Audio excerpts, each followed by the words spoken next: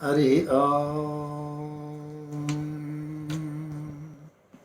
शन्नो मित्रस्यं वरुणः शन्नो भवत्वर्यमा शन्न इन्द्रो बृहस्पतिः शन्नो विष्णुरुक्रमः नमो ब्रह्मणे नमस्ते वायो त्वमेव प्रत्यक्षं ब्रह्मासि त्वामेव प्रत्यक्षं ब्रह्म वदिष्यामि ऋतं वदिष्यामि सत्यं वदिष्यामि तन्मामवतु तद्वक्तारमवतु अवतु माम् अवतु वक्तारम् ओम शांति शांति शांति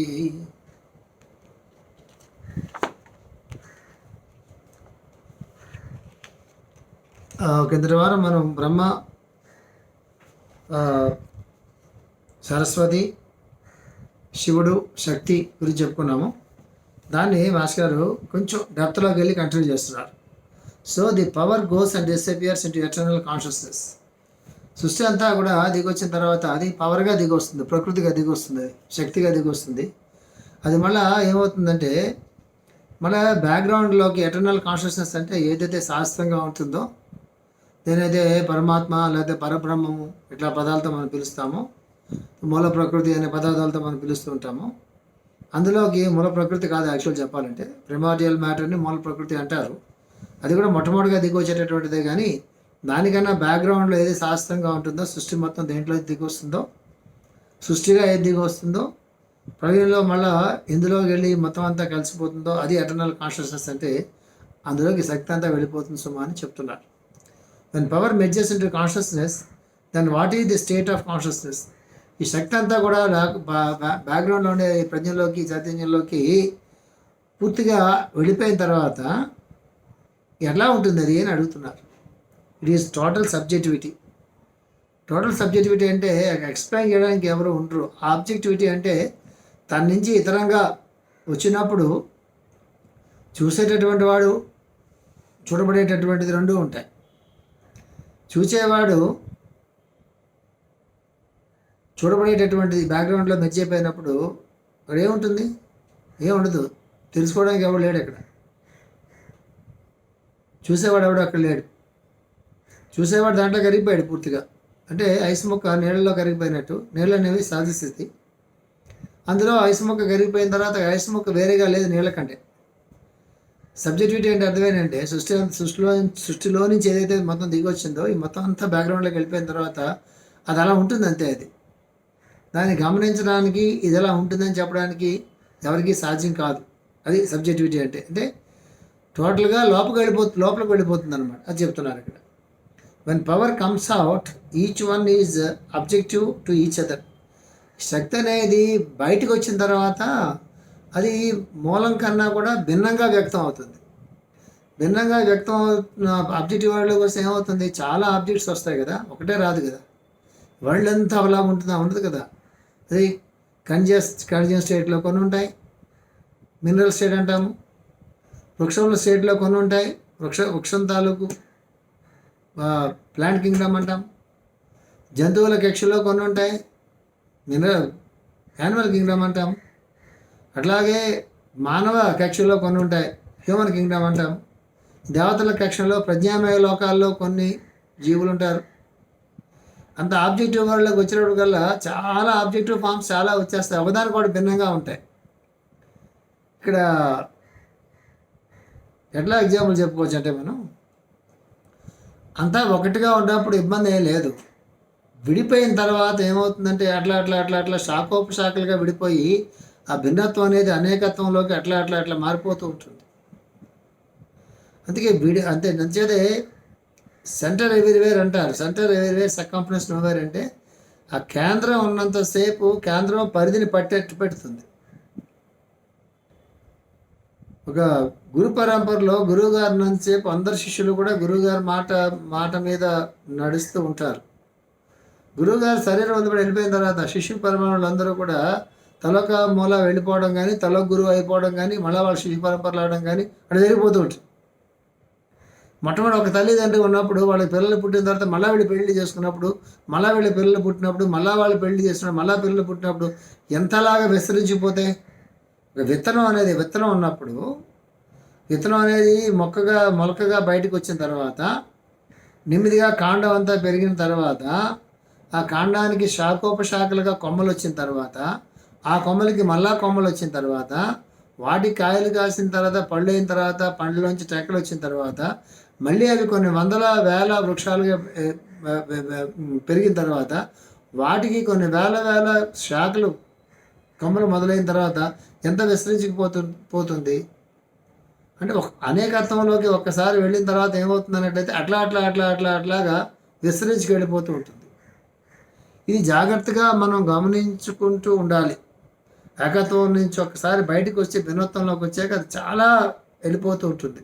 కొన్నిసార్లు అది పాజిటివ్గా వర్క్ చేస్తుంది, కొన్నిసార్లు అది నెగిటివ్గా వర్క్ చేస్తూ ఉంటుంది. కుటుంబాల వాటిల్లో చాలా మాటలు నెగిటివ్గా వర్క్ చేస్తూ ఉంటుంది. కొన్ని చోట్ల అభివృద్ధి చెందుతుంది. అభివృద్ధిని రైట్ లైన్స్ చెందుతుంది. అది ప్రజాపతి అంటే అర్థం ఏంటంటే ప్రజాపతి విద్య అంటే ప్రజాపతి అంటే అర్థం ఏంటంటే పిల్లలు వాళ్ళ పిల్లలకి పిల్లలు వాళ్ళ పిల్లలకి పిల్లలు వాళ్ళ పిల్లల పిల్లలు ఇలాగా ఈ మానవ సంతతి అంతా విస్తరించి ఉన్నదాన్ని ప్రజాపతి అంటారు. సృష్టి కూడా అలాగే వస్తుంది.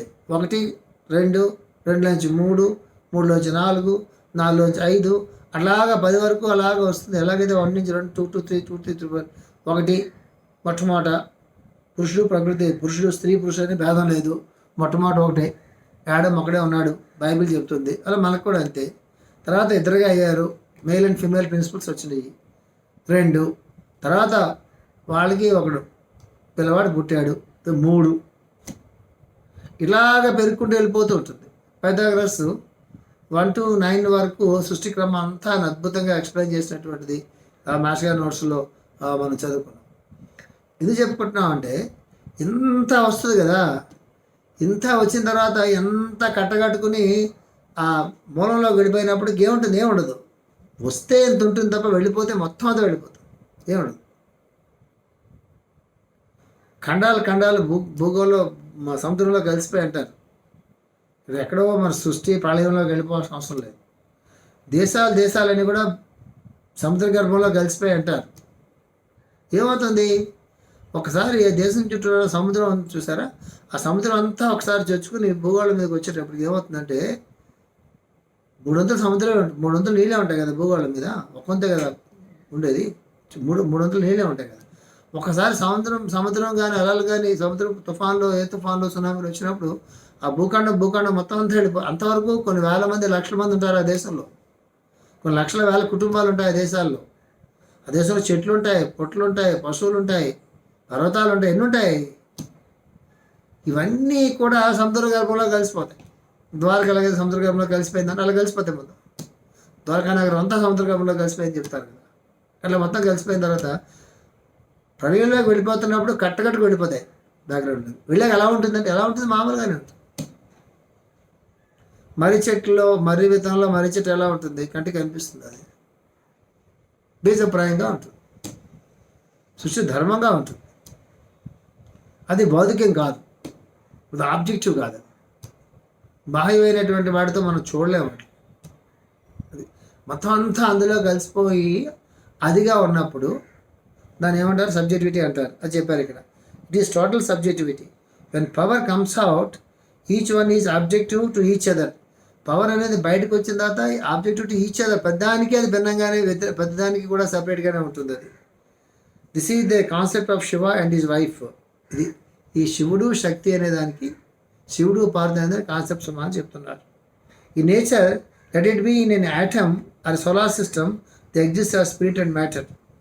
ఈ నేచర్లో, ప్రకృతిలో let it be in an atom or solar system.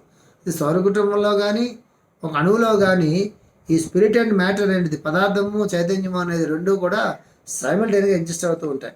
Matter is also matter state of spirit. ఈ మ్యాటర్ అంటే ఏంటంటే matter is also the matter state of spirit. Matter అంటే స్పిరిట్ కన్నా విభిన్నమైనటువంటిది కాదు. It is a matter state of spirit. అది expression, అది అద్భుతమైన expression. అది అంటే విషయం అదే, కంటెంట్ అదే, కానీ స్థితి మారింది, లోపలది అదే. ఇది గుర్తుపెట్టుకోవడం అనేది ఆధ్యాత్మిక విద్య అంటే, యోగ విద్య అంటే. శరీరంలోకి దిగి వచ్చిన వాడు కూడా ఆయనే, శరీరంలో ఉన్నటువంటి వాడు కూడా ఆయనే, శరీరం బయట ఉన్నటువంటి వాడు కూడా ఆయనే, శరీరానికి బయటికి కానీ శరీరానికి లోపల కానీ ఉన్నటువంటి వాడు ఆయనే, ఆయనలో మనం ఉంటున్నాం. ఇది భావన. ఇది సరి అయిన ఆధ్యాత్మిక యోగపరమైన భావన అని మనం అర్థం చేసుకోవాలి. The two halves matter is also matter state of spirit. దీని Hilarion master Hilarion master of concrete knowledge అంటాం. హిలేరియన్ 5th రే మాస్టర్ అయిన 5వ కిరణానికి సంబంధించినటువంటి పరమ గురువు అని హిలేరియన్ అంటాము. 5th రే దేనికంటే కాంక్రీట్ నాలెడ్జ్కి సంబంధించినటువంటి కిరణం. అది అంటే ఉన్నటువంటి పరిశోధకులు కానీ, సైంటిస్ట్స్ కానీ, రీసెర్చ్ స్కాలర్స్ కానీ, ఎవరైతే ఏదైనా ఒకటి పరిశోధన చేసి కొత్త విషయాలు తెలుసుకుందాం అనేటటువంటి ఒక జిజ్ఞాసతో పరిశోధన చేస్తూ ఉంటారో వాళ్ళందరూ కూడా 5th రే పీపుల్ అంటారు, కాంక్రీట్ నాలెడ్జ్ అని అంటారు. ఆయన ఒక లైన్ గీసి చూపిస్తారు, లైన్ గీస్తారు. కింద మ్యాటర్ లైన్లోకి ఒక ఎండ్ మ్యాటర్, రెండో ఎండ్ స్పిరిట్. స్పిరిట్ మ్యాటర్గా దిగి వస్తుంది, పైనుంచి కిందకి దిగి వస్తే స్పిరిట్ మ్యాటర్గా దిగి వస్తుంది. కింద నుంచి ఊర్ధముఖంగా వెళ్తే మ్యాటర్ మళ్ళీ ఎక్కడికి వెళ్తుంది, స్పిరిట్లోకి వెళ్తుంది సుమా అని చెప్తారు. దీనే మాస్టర్ గారు ఒక సెంటెన్స్ చెప్తారు. ఒక లైన్ ఇలా గీసినప్పుడు ఈ మూల నుంచి ఈ మూలగానే వెళ్ళవచ్చు, ఈ మూల నుంచి ఈ మూలగానే వెళ్ళవచ్చు. లైన్ ఒకటే.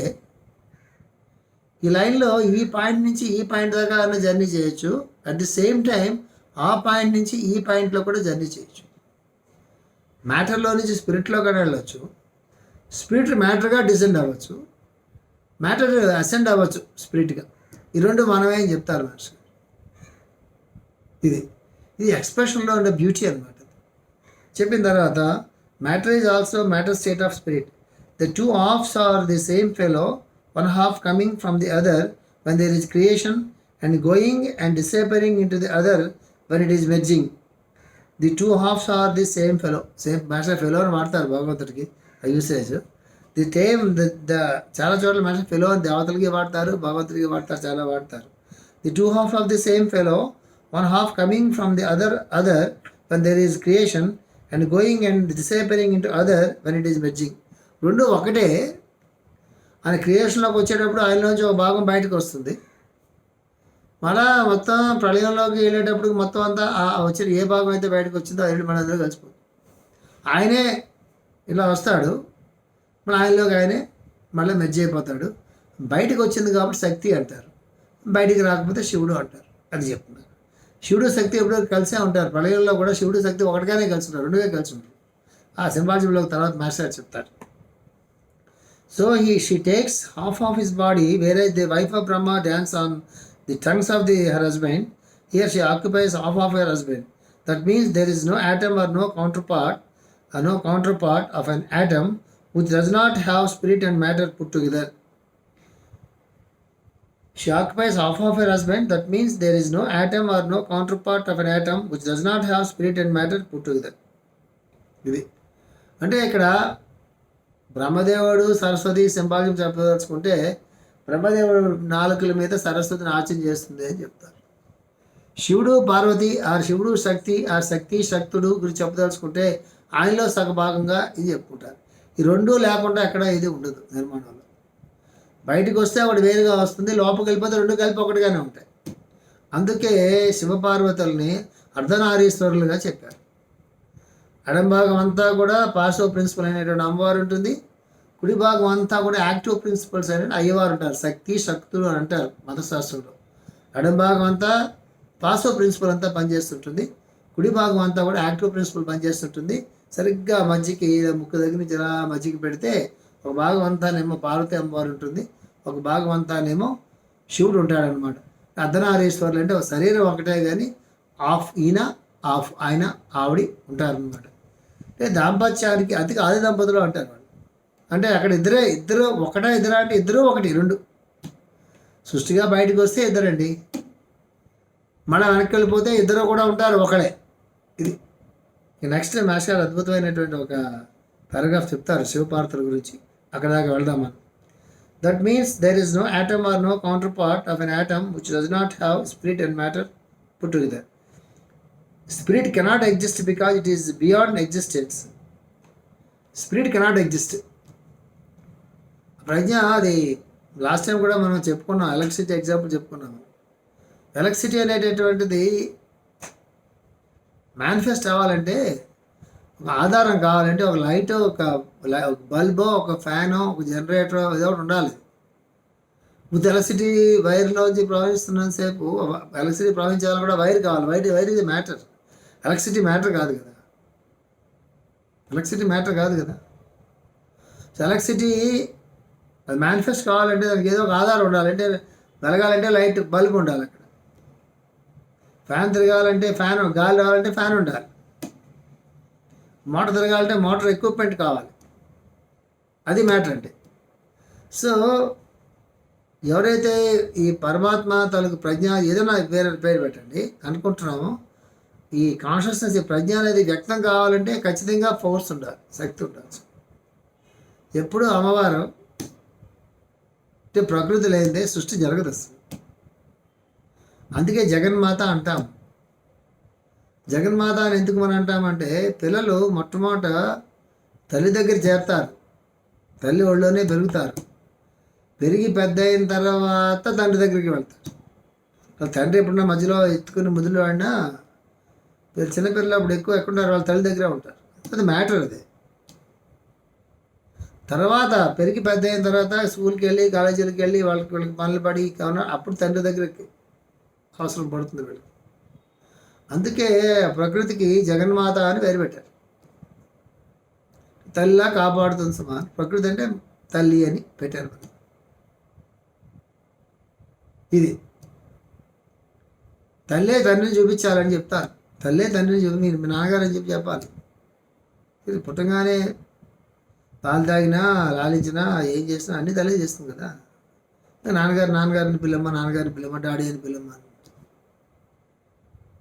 అది సో క్రియేషన్ కావాలి. అందుకే మీకు కొన్ని ఆలయాల్లో లాస్ట్ టైం ఒకటి చెప్పుకున్నాం మనం. ఇది కొన్ని ఆలయాల్లో అమ్మవారు ఉంటుంది, పెద్ద విగ్రహం ఉంటుంది. అమ్మవారి కాళ్ళ కింద శివుడు పడుకున్నట్టుగా ఉంటుంది.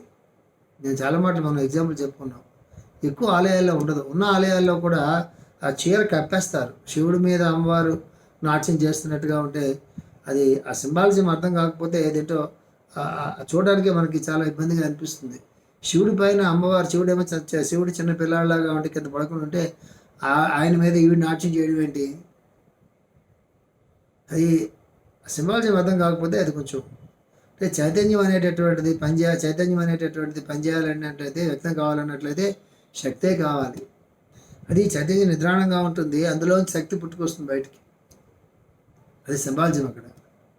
ఇది నిద్రాణంగా ఉంటుంది, ఈయనలో నుంచి శక్తి పుట్టుకొచ్చి ఆవిడ ప్రకృతిగా వ్యక్తం అవుతుంది. మంత్రశాస్త్రంలో ఉండేటటువంటి మీనింగ్ అది. మంత్రశాస్త్రంలోని మీనింగ్ అది. ఆ కింద శివుడిని చూపించారు మనకి. కింద శివుడిని చూపించుకుంటే ఆ చీర కప్పేస్తారు. ఇది so spirit cannot exist because it is beyond existence. Matter can exist but it can exist only in one of the states of spirit.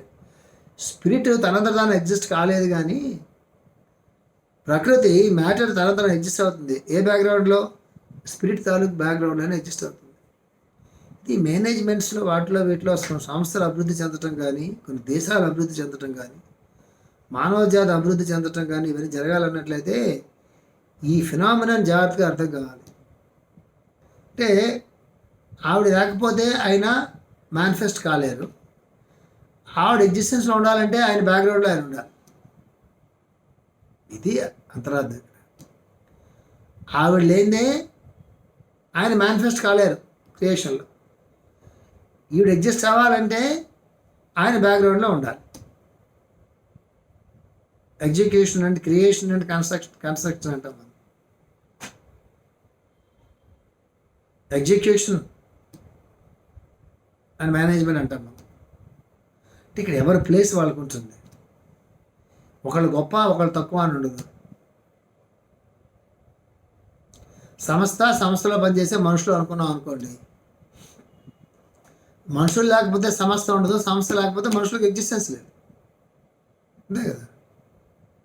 సంస్థ అనేది ఉంటేనే మనుషులకు పని ఉంటుంది అక్కడ. అసలు పనిచేసే వాళ్ళు ఉంటేనే సంస్థ అనేది నడుస్తుంది. వాళ్ళు మేము గొప్ప, మీరు గొప్ప, మేము గొప్ప అని వాళ్ళు కొట్టున్నారు అనుకోండి, మొత్తం ఇద్దరు నాశనం అవుతారు. మోసపోతాం. చూసారా, ఇది చిన్న ఎగ్జాంపుల్, ఇది ఎగ్జాక్ట్ ఎగ్జాంపుల్ ఏం కాదు, చిన్న ఎగ్జాంపుల్ చెప్తున్నా. అంటే ఎవరు ఎక్కువ ఎవరు తక్కువ అని ఉండదు. క్రియేషన్లోకి వచ్చిన తర్వాత ఇద్దరు క్రియేషన్లో ఉంటారు, అక్కడ కూడా ఇద్దరు కలిసే ఉంటారు. విడిపోయి వస్తే ఇద్దరు అంటాం మనం, కలిసి ఉంటే ఒకళ్ళే అంటాం మనం. అది అర్థం చేసుకోవాలి. ఇది వన్స్ శివ అండ్, ఇక కథ చెప్తున్నారు మనుషులు. Once Shiva and Parvati, so this is the Shiva aspect of it. Once Shiva and Parvati, ఈ పారాగ్రాఫ్ అండి చాలా బాగుంటుందండి, ఇది బాగా మనసులో ఎక్కించుకోండి. One Shiva and Parvati, that is his wife, they were sitting on top of a mountain. They were lonely and there was nobody at all because the whole creation was in himself. శివుడు పార్వతి కూడా కైలాస చక్రంలో ఉంటారని చెప్తారు కదా, అదే అనుకుందాం. మరి కైలాస చక్రం మీద వాళ్ళిద్దరు కూడా కూర్చొని మాట్లాడుకుంటున్నారు. దే ఆర్ ఎలోన్, బేగా దే ఎగ్జిస్టెన్స్ ఏం లేదు. అంటే the wife and they were sitting on top of a mountain. They were lonely and there was nobody at all because the whole creation merged in himself. Creation మొత్తం అంతా ఆయనలో మెజ్ అయిపోయింది కాబట్టి, కలిసిపోయింది కాబట్టి ఇద్దరే కూర్చొని మాట్లాడుకుంటున్నారు. ఎవరు లేరు కదా, వీళ్ళిద్దరు తప్ప ఎవరు, వీళ్ళు మాట్లాడుకుంటే వినడానికి కూడా ఎవరు లేరు, అక్కడ చూడటానికి కూడా ఎవరు లేరు. ఋషులు కానీ ఎవరు ఉంటారు, ప్రళయంలో వెళ్ళిపోయిన తర్వాత ఎవరు ఉండరు, ఇక్కడ వీళ్ళిద్దరే ఉంటారు. ఇద్దరు కూడా ఎలా ఉంటారు, ఇద్దరు వేరువేరుగా ఉంటారు అంటే వేరువేరుగా మాట్లాడుకోవడానికి కాలక్షేపానికి ఆయన పక్కన పెట్టినాడు తప్ప ఈయన కూడా ఆయనలో భాగంగానే ఉంటుంది, భాగంగా ఉంటుంది. ఇది వాడు శివుడు పార్వతి కాబట్టి మంచి మాట మాట్లాడుకుంటున్నారు. అదే ఇంట్లో ఎవరు ఆఫీసులు వెళ్ళకుండా ఖాళీ కూర్చున్నారు అనుకోండి, 2 రకాలైనటువంటి దాంపత్యాలు ఉంటాయి, కుటుంబాలు ఉంటాయి. ఎవరు పడాలు చేసుకుని అలసిపోయి ఇంటికి వచ్చిన తర్వాత శుభ్రంగా తినేసి పడుకున్నారు అనుకోండి, హాయిగా ఉంటాయి కుటుంబాలు. ఒక రకమైన కుటుంబాలు. అరగంట కానీ ఎక్కువ వాళ్ళు మాట్లాడుకున్నారు అనుకోండి, వాళ్ళు వాదించుకోవడం మొదలెడతారు. ఆ వాదన అప్పటికీ తేలదు. ఆ వాదనలతోనే జీవితం గడిచిపోతుంది. మధ్యలో ఉదయం కూడా వాదనతోనే లేస్తారు, మళ్ళీ కంటిన్యూ చేస్తారు టీవీ సీరియల్ లాగా. ఎప్పటికీ పోదు, జన్మంతా ఆ వాదనలు నడుస్తూనే ఉంటాయి. ఇప్పుడు టీవీ సీరియల్స్ చూడండి, 1000 ఎపిసోడ్లు అంటారు, రికార్డ్ అంటారు, Guinness book of world record అంటారు. అది చూసే వాళ్ళకి ఇవ్వాలి ఆ సీరియల్స్, చేసిన వాళ్ళకి కాకుండా. అదే కొన్ని కుటుంబాల్లో ఆ పెళ్ళైనతో మొదలుపెట్టి ఆ చివరి దాకా అలా నడుస్తూనే, రాత్రి పడుకో ముందు వాదించుకుంటారు. కొంతమంది ఉదయం లేచే కూడా ఆ వాదంతోనే కంటిన్యూ అవుతుంది. ఆ రాత్రి ఎక్కడ ఆఫ్ చేసి గుర్తుపెట్టు మరి వాదించుకుంటూ ఉంటారు. అది ఒక రకమైన దాంపత్యం. శివుడిది పార్వతి అలాంటి దాంపత్యం కాదు కదా. కొంతమంది ఉంటారు, మన కుటుంబాల్లోనే ఉంటారు, సెలవు రాగానే ఆఫీస్ సంగతి మొత్తం మర్చిపోతారు. సో బరగా ఇద్దరు కూడా తల స్నానం చేసి శుభ్ర బట్టలు మార్చుకుని ఇద్దరు కూడా కూర్చుని అభిషేకం చేసుకుని పూజ చేసుకుని చక్కగా ప్రసాదం ఏదో ఉంటే తిని చక్కగా కబుర్లు చెప్పుకొని, ఆ వారానికి సరిపడా పనులు ఉంటే ఆయన వెళ్ళి రోడ్డు మీద సామాన్ అయితే తెచ్చుకుని ఇవి సర్దుబాటు చేసుకుని ఆయన కూడా సాయం చేసి, వంటలో ఆవిడ చేస్తుంటే రోజు నువ్వే వంట చేస్తావా నేను కూడా వస్తా అని చెప్పి ఆయన కూడా పక్క నుండి సహాయం చేసి ఇద్దరు హ్యాపీగా కబుర్లు చెప్పుకుంటూ, పిల్లలు ఉంటే ఆ పిల్లలు తీసుకుని సాయంకాలం కూడా ఏ బీచ్కో ఏ పార్క్కో వెళ్ళి చెత్త అంతా హోటల్లో తినకుండా ఏదైతే ఇంట్లో చక్కగా శుభ్రంగా రాత్రి కావాల్సింది పిల్లలకు నచ్చిందంతా వండుకుని అక్కడ పడుకుని సోమవారం పొద్దుట అమ్మాయి 2 రోజులు వీకెండ్ అంతా ఎంజాయ్ చేసేవారా అనుకుని ఏ తగులు గొలగ లేకుండా పిల్లలకు కావాల్సింది పిల్లలకి, ఈయనకి కావాల్సింది ఈయనకి, ఆవిడకి కావాల్సింది శుభ్రంగా ప్రశాంతంగా ఉండి సోమవారం ఫ్రెష్గా ఆఫీస్కి వెళ్ళేవాళ్ళు కొంతమంది ఉంటారు. 100 మందిలో మొట్టమొదటి బ్యాచ్ 90 మంది ఉంటారు, రెండో బ్యాచ్ 10 మంది ఉంటారు. ఆ 10 మందిలో మనం ఉంటే సంతోషించే విషయం మనం. సో దీనికి ఎంత ఆనందిస్తుంటే అర్ధనారీశ్వరులు అనేటటువంటి వాడు ఒక్క శరీరంలో 2 శరీరాలు ఒక శరీరంగా ఉన్నటువంటి శివపార్వతులు కూర్చొని మాట్లాడుకుంటుంటే ఎంత బాగుంటుందండి. ఒకసారి ఊహించండి, కైలాస పర్వతం మీద చల్లగా ఉంటుంది, ఏసీలు అక్కర్లేదు, వాళ్ళు డిస్టర్బ్ చేసేవాళ్ళు లేరు, వాళ్ళని గమనిస్తున్నటువంటి వాళ్ళు లేరు, వాళ్ళకి సంసారం లేదు. ఏ కుమారస్వామి ఆయన పైనలో ఆయన ఉంటాడు, దేవతలు సాయం చేద్దాం ఆయన పనిలో ఆయన ఉంటాడు. చిన్న ఎలకేసుకుని గణపతి ఈయన శిష్య బృందం భక్త బృందం ఈయన ఉంటాడు, వాళ్ళిద్దరే కూర్చున్నారు. అయినా అక్కడికి వెళ్ళే గణపతి శివుడే, గణపతి కుమారస్వామి ఎక్కకుండా ఎక్కడ దాకా వెళ్ళిన తర్వాత సృష్టి ఉంటే కదా వాళ్ళు ఉండేది. సృష్టి లేనిది వాళ్ళ గణపతికి ఎలకలేదు, ఆయనకేమో నెమలి పాములు ఎవరు లేరు అక్కడ. సృష్టి లేకపోతే ఎవరు ఉండరండి. ఇంద్రుడు లేడు, ఋషులు లేరు, సప్తఋషి మండలాలు లేవు, ఏమీ ఉండవు, వాళ్ళిద్దరే ఉంటారు. అలాంటి స్థితి మీకు ఎప్పుడు సాధ్యం అవుతుంది తెలుసా? ధ్యానంలో సాధ్యం అవుతుంది. అంటే మనస్సు కరిగిపోయిన చోట మాత్రమే అది సాధ్యం అవుతుంది. మనస్సు కరిగిపోయిన చోట మాత్రమే సాధ్యం. మనస్సు ఉన్నంతసేపు సపరేషనే ఉంటుంది. సాధన మొత్తం అంతా ఎందుకంటే మనస్సును తీసుకెళ్ళి అంతకన్నా ఉన్న పైన ఉన్నటువంటి దాంట్లో కలపడం గురించి సాధన మొత్తం అంతా గుర్తుపెట్టుకోండి. ఎన్ని చేసినా మనసు కరిగిందా లేదా, ఈ సపరేట్నెస్ అనే దాంట్లో నుంచి యూనియన్లోకి, హార్మోనీలోకి, అలైన్మెంట్లోకి మనస్సు వస్తుందా లేదా అనేదే పాయింట్ ఇక్కడ. ఏదో పేర్లు పెడతారు, శూన్యస్థితి అని, ఆ స్థితి అని, రకరకాల పేర్లు పెడతారు. పేర్లు పెట్టడానికి ఏమైనా ఎన్ని పేర్లైనా పెట్టుకోవచ్చు, టెక్నికల్ టర్మ్స్ ఇవన్నీ కూడా. శూన్యస్థితిలోకి ప్రయాణం అంటారు. శూన్యస్థితిలో ప్రయాణం చేయడానికి వీడు ఉంటేగా అక్కడ. శూన్యంలో ప్రయాణం అంటే శూన్యంలోకి వెళ్తే వీడు కూడా శూన్యం అయిపోయింది. బ్లాక్ హోల్ ఉంటుంది. బ్లాక్ హోల్లోకి గ్రహం వెళ్ళా, గ్రహం మొత్తం బ్లాక్ హోల్లోకి వెళ్ళిపోయాక ఏం ఉండదు అక్కడ. బ్లాక్ హోల్లోకి వెళ్తే దాంట్లో కలిసిపోతుంది. శూన్యంలోకి వెళ్తే వీడు ఎక్కడ ఉంటాడు, వీడు ఆ శూన్యం ఎలా ఉంటుందో ముందు మనకు తెలియదు. ఆ శూన్యంలోకి వెళ్తే ఎలా ఉంటాడు, ఎక్కడ ఉంటాడు వీడు, ఎలా ఉంటాడు తెలుసుకోవడానికి ఎవరు ఉంటాడు అక్కడ. శూన్యం అంటే బ్లాక్ హోల్గా అనుకోండి, మనకు తెలిసిన ఎగ్జాంపుల్. ఏం ఉండదు అక్కడ, ఎవరు ఉండదు. దానికోసం ఎవరు ధ్యానం చేస్తారు. ధ్యానం చేసినా మళ్ళీ పైకి రాగానే మళ్ళీ మామూలుగా నొప్పి తగ్గింది, పంచదార తగ్గింది, నా ధ్యానం గొప్పది, ఆ ధ్యానం గొప్పది, నేను ఆ ధ్యానం చాలా గొప్పది, మిగతా ధ్యానాలు కూడా తక్కువే. ఈ గోలేగా తర్వాత మనం ఈ సంసారమేగా, ఈ యోగ సంసారం, అది ఆధ్యాత్మిక సంసారం అంటాం దీన్ని. ఇక్కడ శూన్యమైంది, నా ముఖం శూన్యం కాదు. అది ఎవ్వరూ లేని స్టేట్లో, సృష్టి అంతా ప్రళయంలోకి వచ్చినటువంటి మొత్తం సృష్టి అంతా ప్రళయంలోకి వెళ్ళిపోయే స్టేట్లో, ఎవ్వరు లేని స్టేట్లో అంత ప్రశాంతమైనటువంటి వాతావరణంలో ఈశ్వరుడు లేని పార్వదేవి ఆడుకుంటున్నట్టండి. అట్లాంటి అంత స్టేట్ మనం అచీవ్ చేయలేకపోయినా, ఏ అరమరికలు లేకుండా, ఏ ఈగోస్ లేకుండా, ఏ ఇన్హిబిషన్స్ లేకుండా, ఏ పొసెసివ్నెస్ లేకుండా, హెచ్చు తగ్గులు లేకుండా, గొప్పలు లేకుండా, ఏమి లేకుండా చాలా ఆనందంగా ప్రశాంతంగా కూర్చుని ఇద్దరు ఒక భార్యాభర్త మాట్లాడుకునేటటువంటి ఒక అట్మాస్ఫియర్ ఉంటే శాంపుల్ తెలుస్తుంది. అట్లీస్ట్ మనం ఏం చెప్పుకుంటున్నాం అప్పుడు, అట్లీస్ట్ శాంపుల్ తెలుస్తుంది. Is it possible in this life? It's a big question mark. కొట్టుకోవడానికి మన దగ్గర చాలా ఆయుధాలు ఉన్నాయి. దేంతో అయినా వాదన చేసుకోవచ్చు, దేంతో అయినా విభేదించడానికి చాలా ఉన్నాయి. కలిసి ఉండడానికి తక్కువ ఉన్నాయి కానీ విభేదించడానికి చాలా ఉన్నాయి. కలిసి ఉండడానికి ఏం ఉండాలి తెలుసా, కలిసి ఉండడానికి ఎక్కువ అక్కర్లా, కలిసి ఉండ అంతే, కండిషన్స్ ఉండవు. ఇలాంటి కండిషన్స్లో మనం కలిసి ఉందాం అనుకుంటే అన్కండిషనల్గా ఎవరైనా ఇద్దరు కలిసి ఉండగలరు తప్ప, అన్కండిషనల్ లవ్తో ఇద్దరు కలిసి ఉండగలరు తప్ప, కండిషన్స్ పెట్టుకున్నప్పుడు ఏ ఇద్దరు కలిసి ఉండలేరు. మళ్ళీ కండిషన్స్ బ్రేక్ చేసుకుంటారు. ఇవాళ మాత్రం బాగా కలిసి ఉందాం, పోటాడుకోవద్దని చెప్పి నోట్ రాస్తున్నారు అనుకోండి, చెల్లిబాడు అది కుదురుతుంది. నోట్ రాసుకున్నది మాత్రం ఇద్దరు కలిసి ఉంటారా? 2 minutes పడుతుంది. రాసుకున్న నోటు ఏదైతే ఉంటుందో, నీ బీరువాలో పెట్టుకోవాలా, నా బీరువాలో పెట్టుకోవాలా అని చెప్పి పోటాడుకుంటారు. అక్కడనే మళ్ళీ ఆస్తుల దాకా అక్కర్లేదు. ఇద్దరు ఇవాళ నుంచి కలిసే ఉందామని రాసుకున్నటువంటి ఒక నోటు ఏదన్నా ఉంటే, నీ దగ్గర పెట్టుకోవాలా, నా దగ్గర పెట్టుకోవాలా, ఎవరి దగ్గర పెద్దలు చేయాలో చోట మళ్ళీ మొదలైపోతుంది, డిస్కషన్ మొదలైపోతుంది. సో మంచి ఒక ఇమాజినేషన్ మనకు చెప్తున్నారు మాస్టర్ గారు. ఏంటి, they were lonely and there was nobody at all because the whole creation merged in himself. They were calm and sitting and talking together. They were calm and sitting and talking together. ఆ atmosphere ఒకసారి మీరు మనసులో తెచ్చుకోండి. So there is a story in the scripture. Shiva said to his wife, ఒక కథ ఉందారు పురాణాల్లో.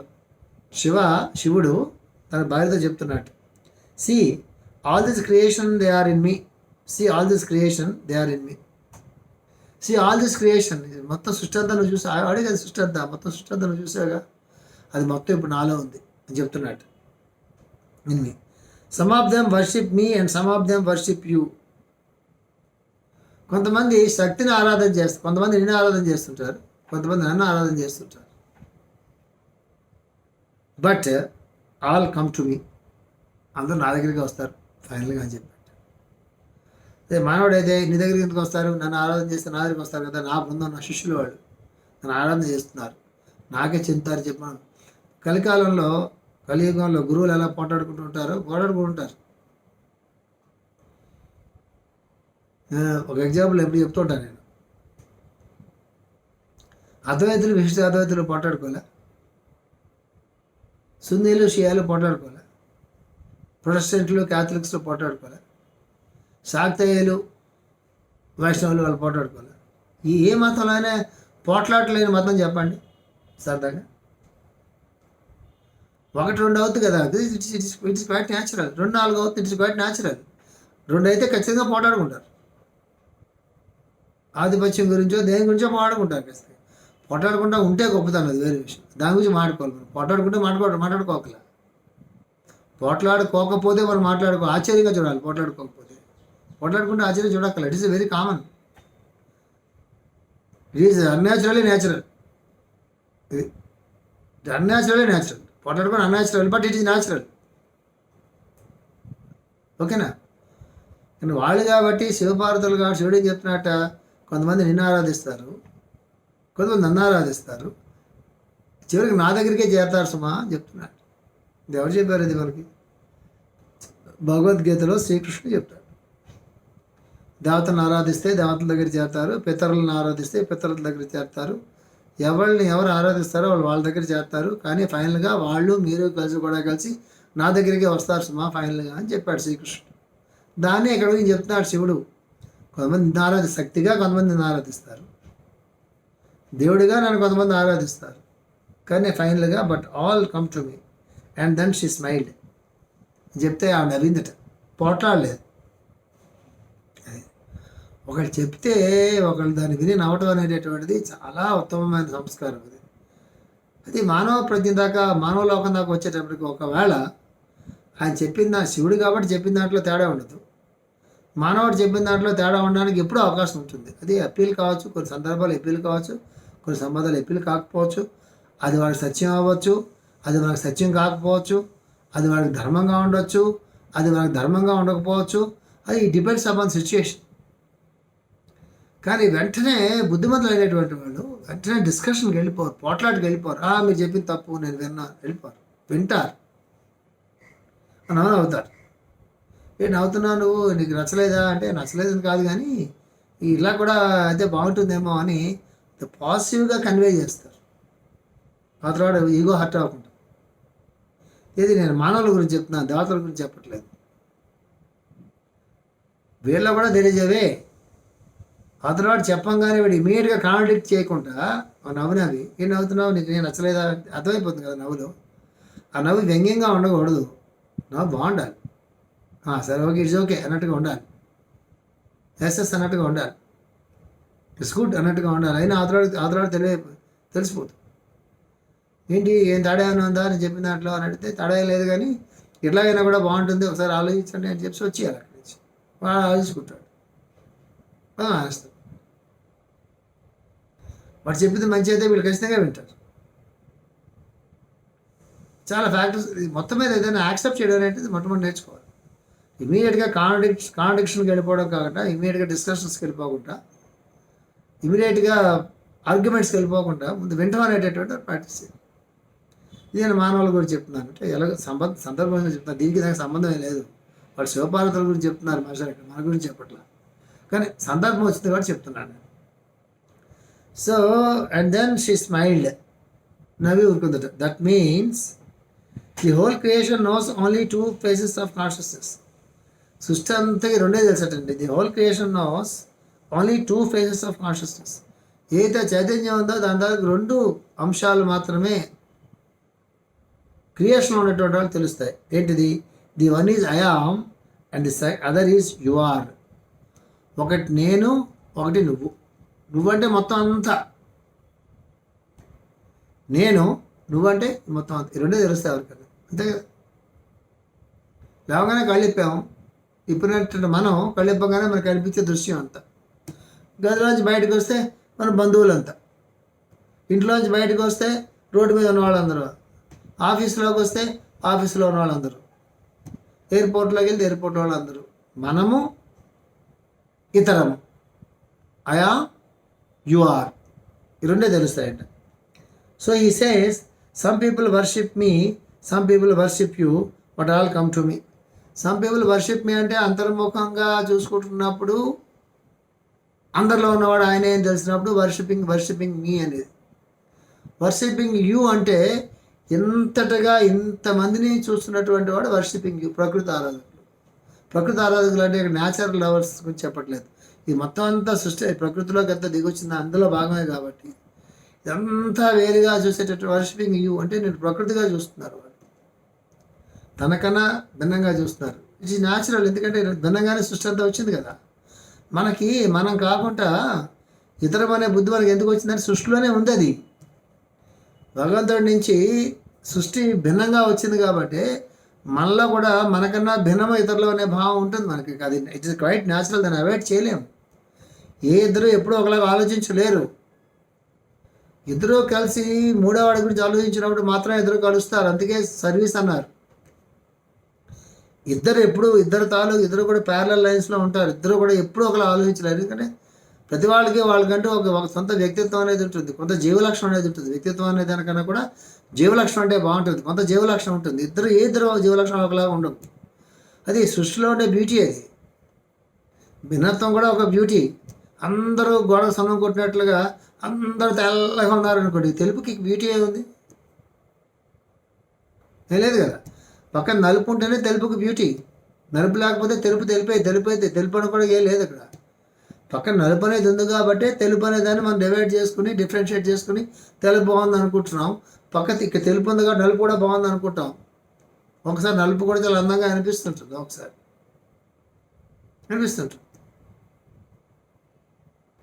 ఇండియాలో ఉన్నటువంటి వాళ్ళకి వైట్ స్కిన్ పీపుల్ అంటే చాలా మోజు. అంటే వైట్ స్కిన్ పీపుల్ ఎవరిని చూస్తే ఇండియా వాళ్ళు ముచ్చట పడిపోతారు. ఫారినర్స్ ఎవరిని వస్తే తెల్లగా ఉంటారు కదా, వాళ్ళు ఎంత తెల్లగా ఉన్నారో అనుకుంటారు. నార్త్ ఇండియన్స్, సౌత్ ఇండియన్స్ అలా అనుకుంటారు. నార్త్ ఇండియన్స్ అలా తెల్లగా ఉంటారు కదా, అంటే కోల్డ్ కంట్రీస్ తెల్లగా ఉంటారు వాళ్ళు. That's it. ఎండ ఎక్కువైతే పడుతుందో కలర్ బ్రౌన్లోకి మారుతుంది. ఎండ ఎక్కువ ఉన్న ప్లేసెస్లో వాళ్ళ బాడీ స్కిన్ కలర్ బ్రౌన్గా ఉంటుంది. ఎండ తక్కువగా ఉండి ఎక్కువ సీజన్లో కోల్డ్ ఉన్నటువంటి వాళ్ళు ఉంటారు కదా, వాళ్ళకి కలర్ వైట్గా ఉంటుంది. ఆ వైట్గా ఉన్నటువంటి వాళ్ళకి బ్రౌన్ స్కిన్ పీపుల్ అంటే చాలా ఇష్టం. మీకు తెలుసు, మీరు ఈ విషయం మీకు తెలిసి ఉంటుందని అనుకుంటున్నాను. వాళ్ళు ఫారిన్ కంట్రీస్లో వాళ్ళు వైట్గా ఉన్నటువంటి వాళ్ళు స్కిన్ బ్రౌన్గా మారడానికి చాలా డబ్బులు, ఆరోగ్యాలు పాడు చేసుకుంటారు. ఏదో మిషన్స్లో పడుకుంటారు. స్కిన్ కలర్ అంతా కలర్ అంతా బ్రౌన్ కలర్గా మార్చుకుంటారు. మనకేమో ఆయింట్మెంట్స్ అన్నీ పూసుకొని మనం వైట్గా అవడం కోసం మనం ప్రయత్నం చేస్తుంటాం. అంటే ఆ భిన్నత్వం అనేది ఖచ్చితంగా ఉంటుంది. ప్రతి దాంట్లో కూడా బ్యూటీ ఉంటుంది. అది మనం అర్థం చేసుకోవడంలో ఉంటుంది. అంచేత అక్కడ ప్రాబ్లం ఎక్కడ ఉందంటే 1-2 అవడంతోనే ప్రాబ్లం ఉంది కదా, భిన్నత్వం వస్తుంది. ఇట్ ఇస్ క్వైట్ న్యాచురల్ అని చెప్పి అర్థం చేసుకుని ఒకళ్ళ అభిప్రాయాలను ఒకళ్ళు గౌరవించిన అలవాటు చేసుకోవాలి. ఒకళ్ళ తాలూకు మన ఓన్ పాయింట్ ఆఫ్ వ్యూతో పాటుగా అదర్స్ పాయింట్ ఆఫ్ వ్యూని కూడా మనం అర్థం చేసుకోవడం కోసం ప్రయత్నం చేయాలి. మన పాయింట్ ఆఫ్ వ్యూకి ఎంత వాల్యూ ఉంటుందో పక్కవాడికి వాడి పాయింట్ ఆఫ్ వ్యూ కూడా అంత వాల్యూ ఉంటుందని మనం యాక్సెప్ట్ చేయగలగాలి. That is called the right understanding. Right understanding అనేది ఇద్దరి మధ్య ఉన్నప్పుడే అది ఎట్లా మారాలి తెలుసా? జ్వాల్కూల్ గారి భాషలో లవింగ్ అండర్స్టాండింగ్గా మారాలి. రైట్ అండర్స్టాండింగ్ అనేటటువంటిది లవింగ్ అండర్స్టాండింగ్గా మారాలి. ఒకళ్ళని వాళ్ళు అర్థం చేసుకోవడంలో ప్రేమ అనేటటువంటిది ఉండాలి. అప్పుడు అక్కడ డిస్ప్యూట్ అనేది ఉండదు, రిఫ్ట్ అనేటటువంటి ఉండదు. అది చెప్పారు. Yes, so he says some people worship me and some people worship you but all come to me. కొంతమంది నిన్ను ఆరాధిస్తారు, కొంతమంది నన్ను ఆరాధిస్తారు, ఫైనల్గా అందరూ కూడా మళ్ళీ నా దగ్గరికి వస్తారు సుమా అని ఈశ్వరుడు చెప్పాడు. ఒక మంచి కైలాస పర్వతానికి వెళ్ళాం మనం. కైలాస పర్వతంలో సృష్టి అంతా ప్రళయంలోకి వెళ్ళిపోయింది, ఎవరూ లేరు పర్వతం మీద. కాబట్టి మీరు అడగొచ్చు, సృష్టి అంతా కూడా ప్రళయంలోకి వెళ్ళిపోయినప్పుడు కైలాస పర్వతం ఎక్కడ ఉంటుందని అడగొచ్చు. ఆ ప్రశ్న ఇప్పటికే మీకు వచ్చి ఉండాలి. సృష్టి అంతా ప్రళయంలోకి వెళ్ళిస్తే భూమి ఎక్కడ ఉంటుంది? సృష్టి అంతా అంటే ఏంటి? భూమి, సౌర కుటుంబాలు, నక్షత్రాలు, ధ్రువ నక్షత్రం, సప్తఋషి మండలాలు, సముద్రాలు, పొట్టలు అన్నీ మొత్తం అంతా ఆ ప్రళయంలోకి వెళ్ళిపోయినప్పుడు ఈ కైలాస పర్వతం ఎక్కడి నుంచి వస్తుంది సార్ అని అడగవచ్చు మీరు. కైలాస పర్వతం, ఫిజికల్ కైలాస పర్వతం గురించి మనం మాట్లాడుకోవట్లేదు. శివుడైనటువంటి ప్రజ్ఞ ఎప్పుడు కూడా కైలాస పర్వతం మీద ఉంటుంది. ఆ కైలాసం నేపాల్ బార్డర్లోంచి వెళ్ళి చైనా బార్డర్లో ఉండే మన కైలాస పర్వతం గురించి మనం చెప్పుకోవట్లా. నేను చెప్పిన కైలాస పర్వతం అంటే ఏంటంటే అత్యుత్తమైనటువంటి ఆనందమైన స్థితి ఏదైతే ఉన్నదో, పురుషుడు ప్రకృతి, శివుడు శక్తి ఎక్కడైతే కలిసి ఉంటారో, ఇద్దరు కూడా ఒకళ్ళగా అర్ధనారీశ్వరులుగా ఉంటారో, ఆ స్థానాన్ని మన కైలాసం అని మనం చెప్పుకున్నాం. మనం చెప్పుకున్న కైలాసం ఈ కైలాసం కాదు. దాన్ని మీరు భావనలో కూడా తెచ్చుకోవచ్చు. దాన్నే మనం భావన చేయొచ్చు. ఇద్దరు కూడా కూర్చుని చక్కగా సంభాషణ చేసుకునేటువంటి దృశ్యాన్ని చల్లటి వాతావరణంలో ఏ రకమైన శబ్దాలు లేనటువంటి చోట అక్కడ వెలుగా చీకటా కూడా మనకు తెలియదు. చీకటే మహావెలుగు సుమా చెప్తారు మాస్టర్ గారు. మన కంటికి కనిపించే వెలుగు, మన కన్ను చూడగలుగుతుంది కాబట్టి వెలుగు అంటున్నాము. అసలు వెలుగు చీకటే సుమా అని చెప్తారు మాస్టర్ గారు. ఆ చీకటిని మన కన్ను చూడలేదు కాబట్టి దాన్ని మనం చీకటి అనుకుంటాం, కానీ అసలు వెలుగు అంటే చీకటే సుమా అని మాస్టర్ గారు చెప్తారు. అది ఎప్పుడైనా ధ్యానంలో మనకు అనుభవం అవ్వాలి తప్ప మామూలుగా అనుభవం మనకు కాదు. వచ్చే వారం మళ్ళీ ఇంకా మంచి విషయాలు చెప్పుకుందాము. స్వస్తి ప్రజాభ్య పరిపాలయంతాం న్యాయేన మార్గేణ మహీమహీషాః గోబ్రాహ్మణేభ్యः శుభమస్తు నిత్యం లోకాः సమస్తాः సుఖినో భవంతు. ఓం శాంతి శాంతి శాంతి.